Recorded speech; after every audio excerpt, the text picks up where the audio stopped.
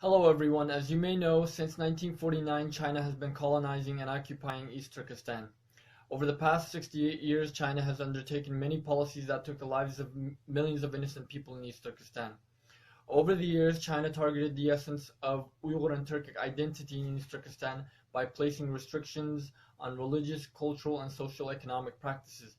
However, starting in 2016, China began to intensify its repression in East Turkestan by shutting down places of worship, historical and cultural sites, and burning Uyghur and Turkic historical, cultural, and religious texts, and also by banning the teaching of the Uyghur language in schools.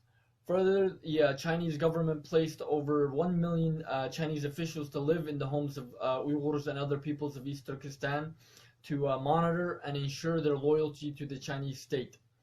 And as that wasn't enough, China began to mass incarcerate millions of innocent peoples of East Turkestan, including Uyghurs, Kazakhs, Kyrgyz, Uzbeks, and Tatars, into so-called political re-education dubbed concentration camps, where many became the victims of torture, hunger, inhumane medical experiments, organ harvesting, and a brutal death.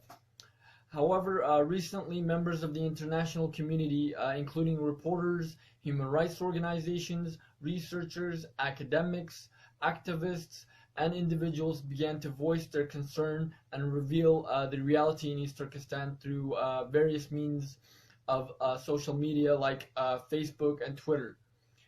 Thus, on behalf of the Uyghur Nation and the people of East Turkestan, I would like to extend our great thanks and gratitude to these people.